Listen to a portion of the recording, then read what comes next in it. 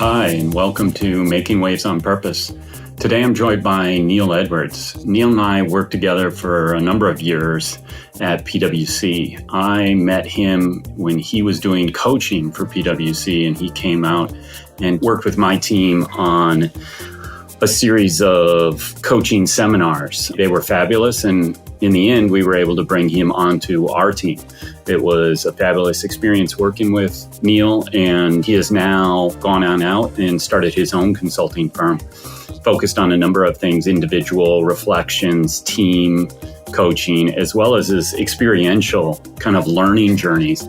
And his idea is that the future requires profound intimacy, which we explore a little bit in our conversation.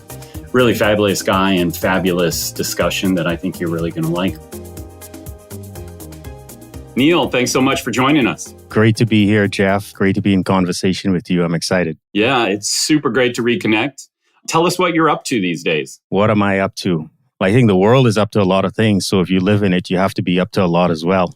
And I'm certainly up to a lot, and a lot's changing. As you know, I work in leadership and executive coaching and change, because that's fundamentally about change. And I'm dealing with change myself with my clients and with the work that I do in the world. I've done a lot of one-on-one coaching, a lot of team coaching, a lot of leadership development programs, and worked a lot in purpose, as you know. One of the things that I'm embarking on right now is developing experiences that are immersive. So taking clients into 1 and 2 day deep dive immersive experiences to help them cross their edges, their own edges of change, so that they can better connect with the people around them in relationships and drive or provoke or invoke larger scale changes that are perhaps revelatory or extraordinary in the work that they do. And a lot of my clients are leaders in organizations or leaders of people for some reason, and they're trying to bring something to life that doesn't exist, or change the way something's happening right now into a new way, or deal with conflict in new and innovative ways where we see social conflict. And so their capacity and capability to deepen their understanding of themselves and work with others well to achieve remarkable change or remarkable results requires immersive learning, is what I'm seeing in today's world. So I'm developing some services that get deeper with clients over 1 or 2 days, because the clients don't have a lot of time, right? A lot of clients want to get to it and get the good stuff fast, and they're adults. And so they need to learn in context, not just from a typical training or from a book. So I'm challenging myself to give my clients deeper experiences so that they can be better at changing themselves and leading change. I love that. Not too long ago, the Edelman Trust Barometer came out and shows that the United States is one of the most polarized countries in the world. And there's research aligned with that says like only 20% of people in America would be willing to live in the same neighborhood of somebody who didn't share their political identity, which I find just shocking. And I love how you framed this idea of like connecting with others, because if we're going to change along the lines of diversity and inclusion or climate or name your issue, it requires speaking to others who may not believe exactly what you believe. So tell us how this, like, what does that experiential learning look like, and how are you helping people kind of confront change in different ways? Yeah, I think the United States is a perfect example of polarization and conflict right now. And we can look at conflict sort of at an individual level or global and geopolitical conflict. And so I'll translate polarization into conflict. Most people run away from conflict. They're afraid of it. They don't want to face it, and they turn away from it. In the work I do, I try not to look at, and I work with my clients to try not to look at or learn a new way to look at conflict as something trying to happen. And so to get curious about it and sort of to move toward it. And this is where intimacy comes into play, right? You have to be willing to show a little bit of vulnerability, to get below the surface, to go beyond the superficial and to seek understanding. Otherwise, there's no opportunity to build or even strengthen trust. There's only one alternative, and that is to decrease trust and to diminish intimacy And so I say, look at conflict as something trying to happen and get curious about it, no matter what level we're speaking at, individual, organizational, or any level of society. And I think that's what needs to happen now. We talk about neighborhoods and people not being willing to live in the same neighborhoods as others that have different political views. I feel we need to do exactly the opposite, or at least visit areas that are not like ours and come into community.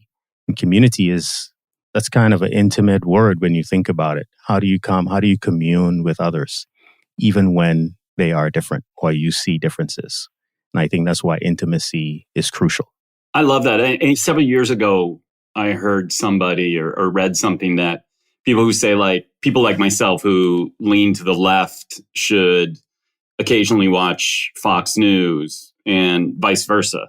And I think that's so powerful because when I go and I watch Fox News, sometimes it'll make my blood boil, which that alone in and itself tells you something like that I need to do work to be able to at least listen and accept another point of view. But also the story that is being told based on essentially the same air quotes facts is so different. The spin on it is so different than I hear in my echo chamber. So I find that fascinating. And I think you're exactly right. Like if we're going to solve climate or LGBTQ or DEI or what have you, it's got to be to kind of include and talk to others. I was recently doing a pre-call for another guest who was going to join me on a podcast. And I said, climate, LGBTQ, D&I, even abortion, we need to be able to have a talk about these issues and talk through them.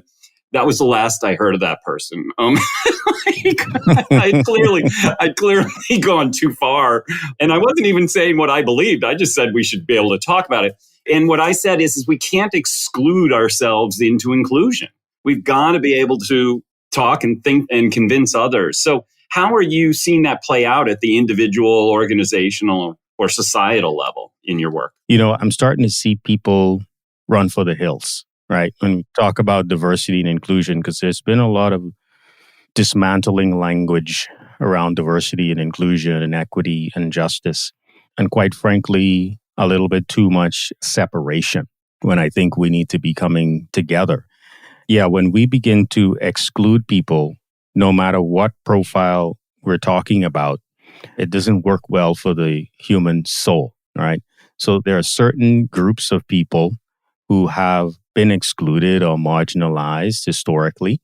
I don't think the answer is to begin processes to exclude a dominant culture or a dominant majority, because they're probably going to feel the same way, no matter how I feel about it. Like, wait a minute, you've been oppressing others for so long, it's your turn to be oppressed. No, not really. There's still a human heart in there, and that heart is going to begin to feel and experience what it's like to be excluded and create deeper divisions and divides.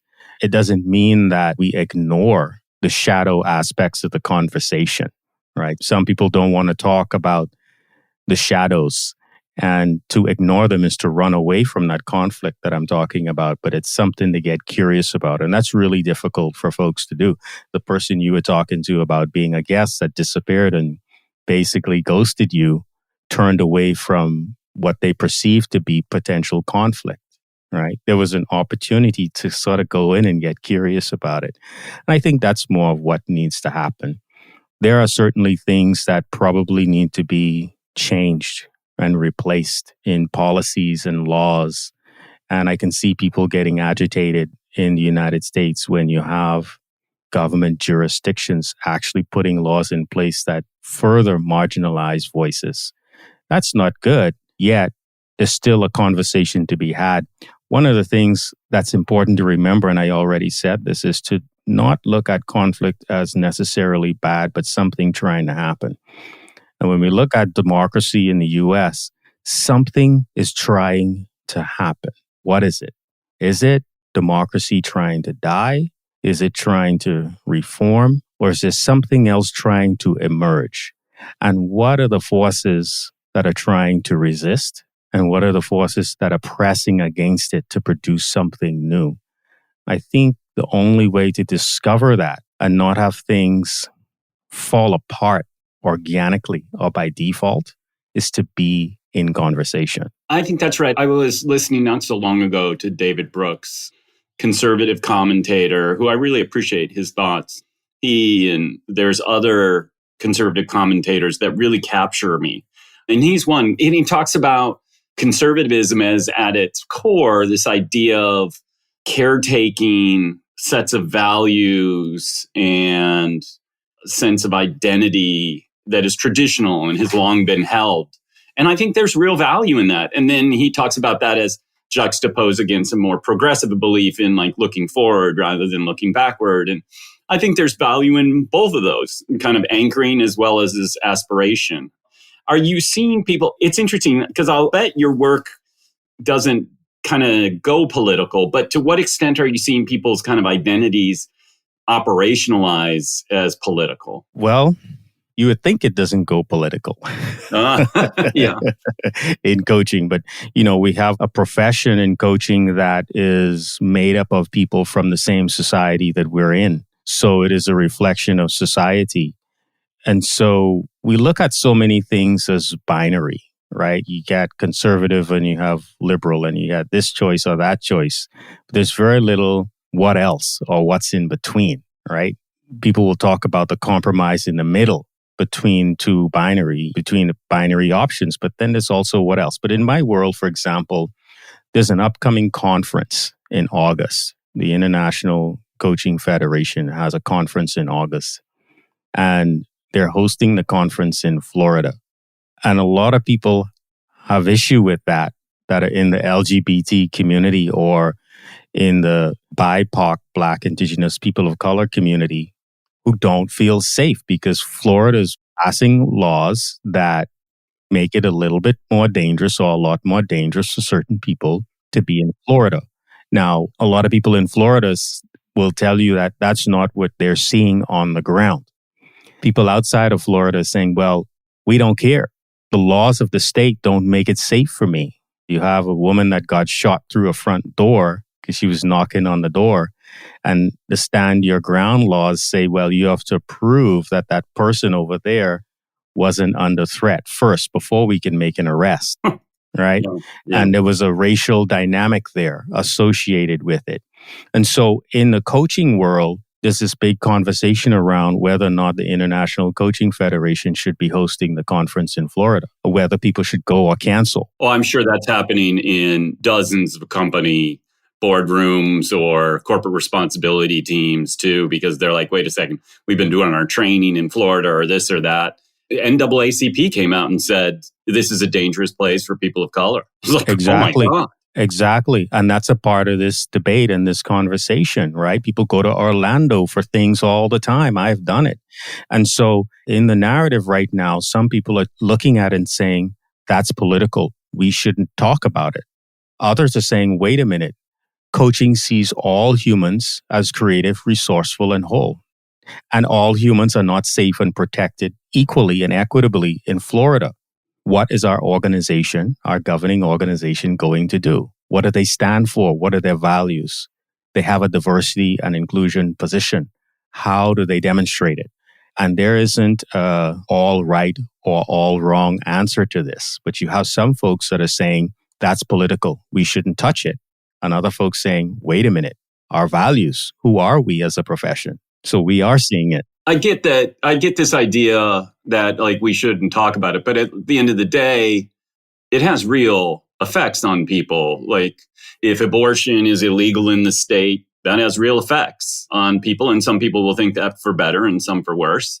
And the same is true for people of color or others who feel at LGBTQ, who feel at threat in those environments, that then they feel excluded. And even if they come, they feel uncomfortable bringing their whole selves, which has been the entire movement, has been to amplify voices and allow and encourage people to bring more of themselves. So that seems contradictory. Yeah, it's tough sledding these days, isn't it? But you told me many years ago, and I remember this quite often, if not daily, you got to do the work, and everybody has to do the work. Everyone has to do the work. And when we turn away from these conflicts, when we turn away from these conversations, right, we're actually making a choice. We're always at choice. So if we turn away from it and say, oh, it's political, we don't want to talk about it, or it's religion, we don't want to talk about it, or that's not our profession, that's politics, we shouldn't address it. What we're actually allowing is the polarization to deepen. That's the choice. If we look at it nationally and there is polarization, it's like, okay, I'm going to close my eyes and turn away and continue to allow what is emerging to emerge in a way that is perhaps harmful, rather than turning away and taking a position over here on the left or turning away and taking a position on the right. What if you take the choice to come into conversation and look at what's the common interest here? That's right. There's a Harvard professor, Arthur Brooks, who wrote a book. He's one of these professors who, he and a professor at Yale have the most well-attended classes at Harvard and Yale focused on happiness. And he wrote a book on it. And one of the things he said that I just so resonate with is he said, diminish your political beliefs by half. And I think the idea there is not that you should actually believe these things less, but that you should hold those beliefs less fervently, that they should be less antagonistic, that you should hold some, questioning still, some openness to other ideas, and still remain steadfast in your belief, but be open to conversation and seek first to understand and then be understood. Yeah. Open mind, open heart, open will.